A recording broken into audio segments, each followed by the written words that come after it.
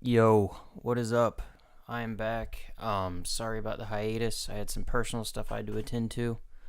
The last tutorial I talked about the next video being vocals, and that's exactly what I've done. I've put together the project with the vocals included, and I'm gonna give you guys, step by step the process how I find my vocals and how I apply them and how I work them into the song and mix itself. So, first things first, let me hear you. I've changed quite a bit. The percussion's still the same. I've changed the pluck pattern and the pluck sound. The bass line is different. It's the same sound for the saw part, but I've added a muffled bass line, like a burial type bass line at the beginning.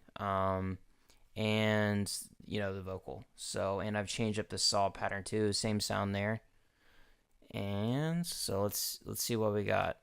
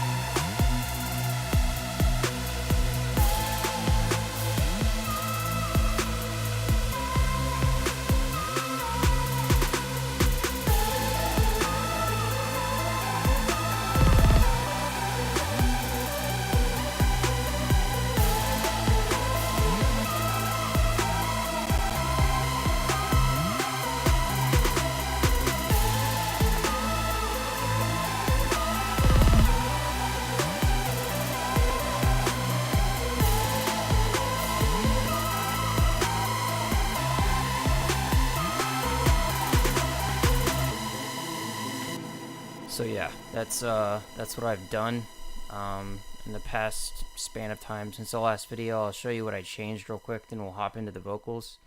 The plucks, they were a lot flatter. I kind of opened up the notes a little bit more.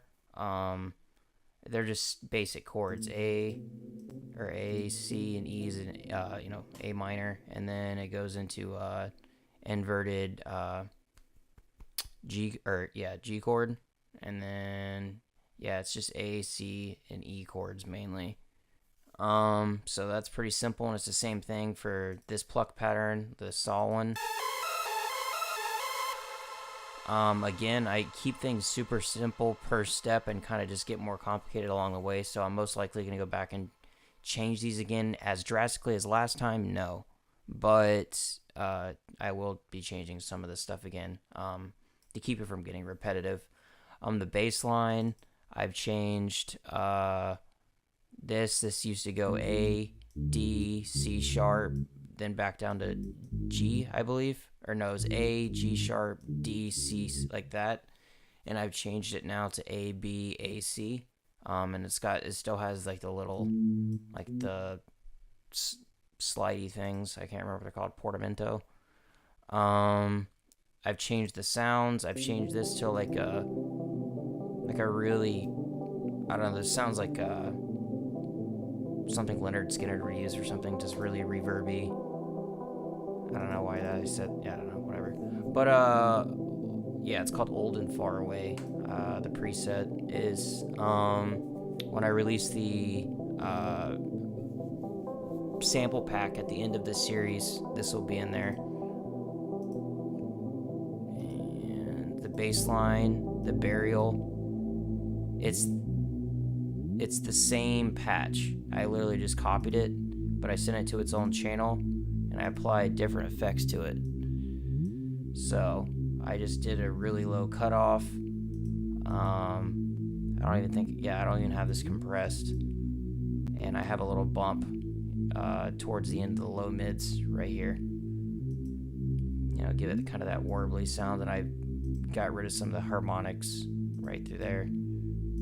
Cool. But yeah, that's pretty much what I've done. But the vocals, that's what everyone came here to watch. Alright. So let me turn the effects off. It's this one right here. I just have reverb on it. Alright.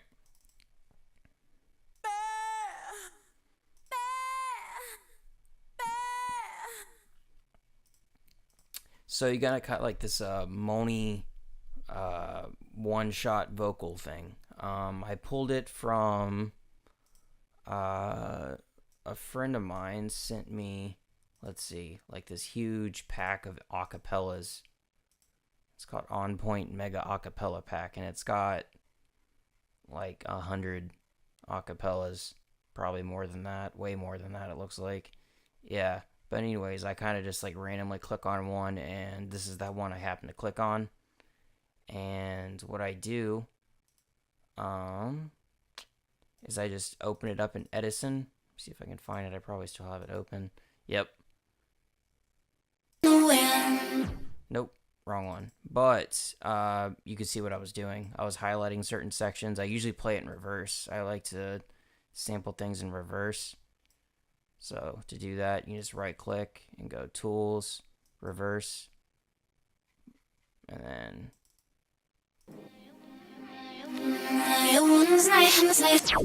yep, neat. But anyways, I did that method, pulled this sample, and then what I did was you can drag it over here and it'll show you where it is. Like you can see all the stuff I've chopped up.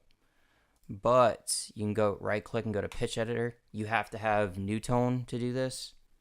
Otherwise you're gonna have to do it by ear.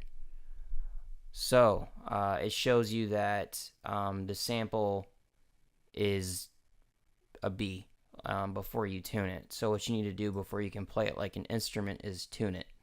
So now that you know it's a B, FL Studio makes it super easy. You're just gonna go to this tab right here, the envelope tab, and you right click the B note that's right next to the initial C. When you first pull it up, it'll be that, and then you just need to change it to B, and now it knows that the sample is actually a B, so when you press a C, it'll be playing a C, because before when you pressed a C, it was playing the original tuning of the sample, which was a B.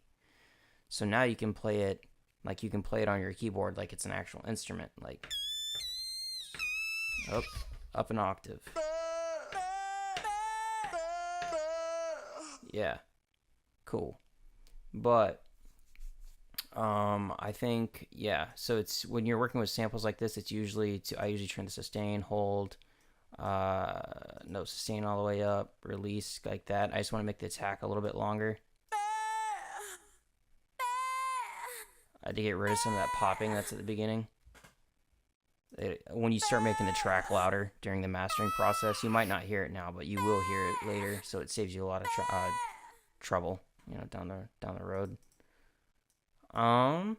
Yeah, so basically what I did was I just kind of mimicked the chord progression I had from the pluck pattern, and I set myself aside some notes, like I said A, C, B, and E. Let me see if I can make a pattern out of E, and I pressed record, and I did. I just played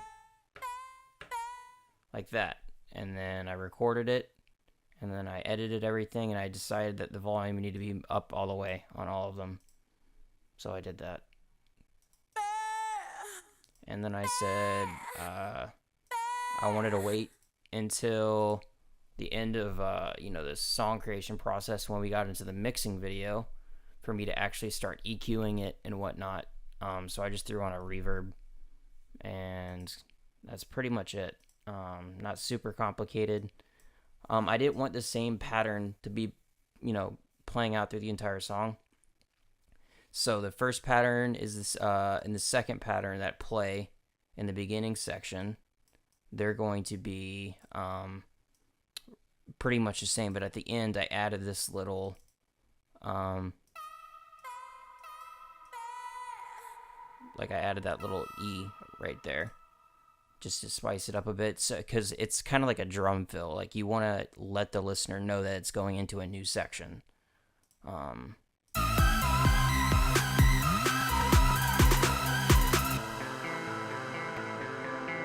That combined with the snare fill from our drum pattern, kind of lets the listener know, hey, something new is coming.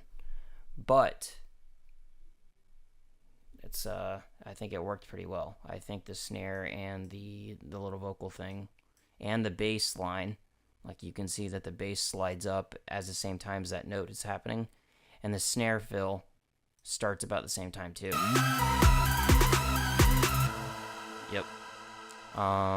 So with this breakdown section, I wanted, instead of just having that guitar part loop, I was like, it would be cool if it got really muffled before the build up. So I did that. I just automated the cutoff again.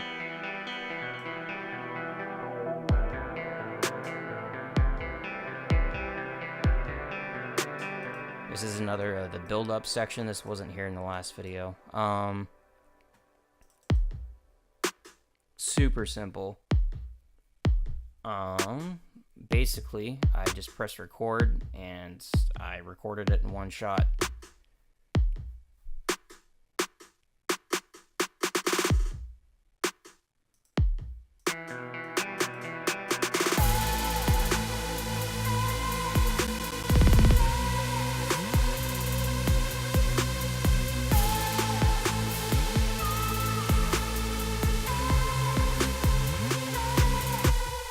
That's a really good lead. But this I changed completely. This is another thing I recorded. It's not velocity sensitive. That's why all the velocity stuff's down here are messed up. I wanted this to be dissonant because the bass line starts on an A, so I started it the lead on a B because they're right next to each other and it creates a lot of tension. And it was different because if you put an A, it'd be super expected and it wouldn't be that exciting. But with a B, it's like, oh, this is new.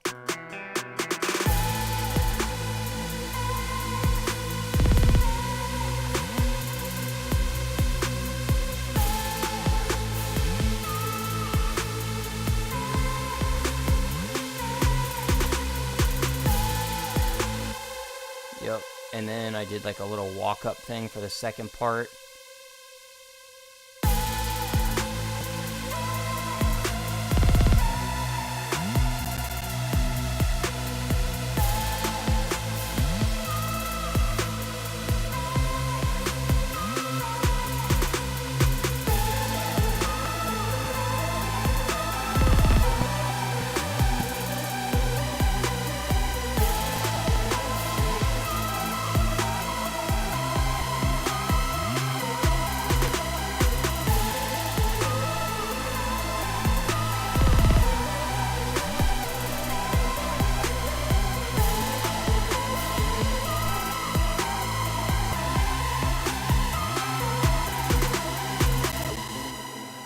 But yeah, the second or the last final section with the vocals, I spiced things up a bit. So you can see that's the original section, and then I just added like some halftime sections in there. So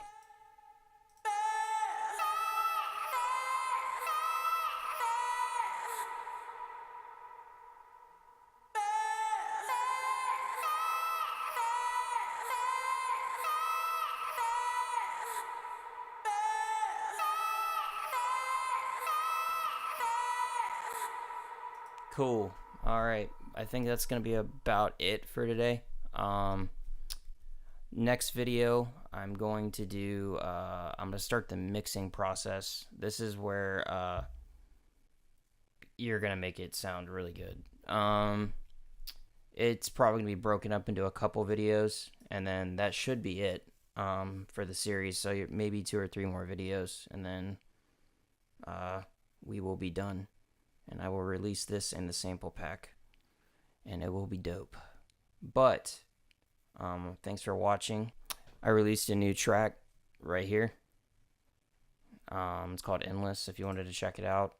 It's a pretty cool song. It's also on YouTube if you don't like to mess around with SoundCloud. But anyways, thanks for watching. See you next week.